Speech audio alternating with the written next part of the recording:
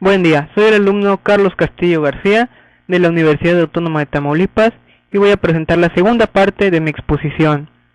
Desde el tema 3.3.3 polígonos regulares hasta el 3.4.4 esfera. Un polígono regular es un polígono en el que todos los lados tienen la misma longitud y todos los ángulos interiores son de la misma medida. Veamos las distintas características de los polígonos regulares, empleando la figura de un hexágono para representar un polígono regular genérico. Un polígono regular tiene lado, es cada uno de los segmentos que forman el polígono. Un vértice es el punto de unión de los dos lados consecutivos. Tiene centro, es el punto central equidistante de todos los vértices. Tiene radio, es el segmento que une el centro del polígono con uno de sus vértices. Tiene apotema, es el segmento perpendicular a un lado hasta el centro del polígono. Diagonal, segmento que une dos vértices no contiguos. Y perímetro, es la suma de la medida de su contorno. Círculo.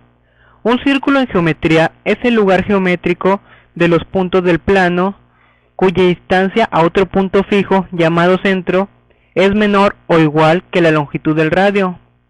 Es el conjunto de los puntos de un plano que se encuentran contenidos en una circunferencia. En castellano, la palabra círculo tiene varias acepciones. La primera, es una superficie geométrica plana contenida dentro de una circunferencia, con área definida, mientras que se denomina circunferencia a la curva geométrica plana cerrada, cuyos puntos son equidistantes del centro y solo posee longitud. Aunque ambos conceptos están relacionados, no debe confundirse la circunferencia con el círculo, ya que la circunferencia es la línea curva y el círculo es la superficie. Etimología. La palabra círculo proviene del latín circulas, que es el diminutivo de circus y significa redondez. Elementos de un círculo. El círculo tiene la circunferencia, el radio, arco, posee diámetro y el punto medio que es el centro. Volumen. El volumen es una magnitud definida como el espacio ocupado por un cuerpo. Es una función derivada ya que se halla multiplicando las tres dimensiones. En matemáticas, el volumen es una medida que se define como los demás conceptos métricos, a partir de una distancia o tensor métrico. En física, el volumen es una magnitud física extensiva, asociada a la propiedad de los cuerpos físicos de ser extensos, que a su vez se debe al principio de exclusión de Pauli. Poliedro.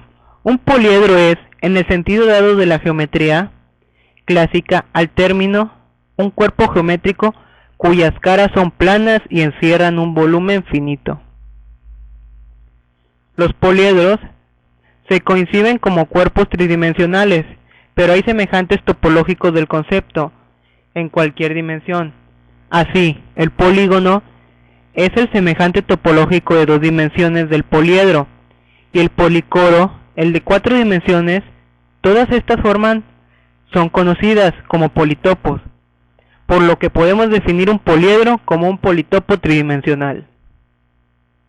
Cilindro. Un cilindro es una de las figuras geométricas curvilíneas más básicas. La superficie formada por los puntos a una distancia fija de una línea recta dada. El eje del cilindro. El sólido encerrado por esta superficie y por dos planos perpendiculares al eje también se llama cilindro. El área de la superficie y el volumen de un cilindro han sido conocidos desde la antigüedad remota. En geometría diferencial, un cilindro se define de forma más general como cualquier superficie reglada generada por una familia uniparamétrica de líneas paralelas. Un cilindro cuya sección es una elipse, parábola o hipérbola se llama cilindro. Clasificación. Un cilindro puede ser recto si el eje del cilindro es perpendicular a las bases, cilindro oblicuo si el eje no es perpendicular a las bases, cilindro de revolución se está limitado por una superficie cilíndrica de revolución, y el de revolución se divide en recto y oblicuo. El recto es si el eje es perpendicular a las bases y el oblicuo si el eje no es perpendicular a sus bases. Desarrollo de la superficie cilíndrica. La superficie de un cilindro recto de base circular está conformada por un rectángulo de altura, que es h, y la base es igual a 2 por pi por radio. Cono. Un cono en geometría elemental es un sólido de revolución generado por el giro de un triángulo rectángulo alrededor de uno de sus catetos. Al círculo conformado por el otro cateto se denomina base, y al punto de donde confluyen las geneatrices se llama vértice. Superficie cónica. Se denomina toda superficie reglada conformada por el conjunto de rectas, que teniendo un punto común, el vértice, intersecante a una circunferencia no coplanaria. Cono.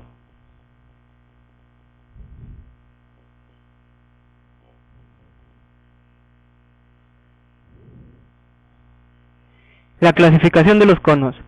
Se denomina cono recto si el vértice equidista de la base circular. Cono oblicuo si el vértice no equidista de la base. Cono elíptico si la base es una elipse. Pueden ser rectos u oblicuos. La generatriz de un cono es cada uno de los segmentos cuyos extremos son el vértice y un punto de la circunferencia de la base. La altura de un cono es la distancia del vértice al plano de la base. En los conos rectos será la distancia del vértice al centro de la circunferencia de la base. Una esfera en geometría es un cuerpo sólido limitado por una superficie curva, cuyos puntos equidistan de otro interior llamado centro de la esfera. También se denomina esfera o superficie esférica a la conformada por los puntos del espacio, tales que la distancia, llamada radio, a un punto denominado centro es siempre la misma. Ángulos entre paralelas y intersecantes. Ángulos colaterales internos son los ángulos que se encuentran del mismo lado de la secante y dentro de las rectas. Los ángulos colaterales internos son EDC y FDD. Ángulos colaterales externos son aquellos que se encuentran del mismo lado de la secante y fuera de las rectas. Los ángulos colaterales externos son ADG y BDH. Ángulos correspondientes son los ángulos que se encuentran en un mismo lado de la secante, formando parejas, un interno con un externo. Los ángulos correspondientes son ADE, BDF, CDG y DDH. Ángulos alternos internos son los ángulos interiores que se encuentran en uno y otro lado de la secante.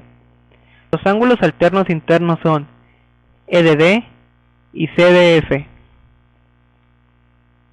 Ángulos alternos externos son los ángulos exteriores que se encuentran en uno y otro lado de la secante. Los ángulos alternos externos son ADH y BDG.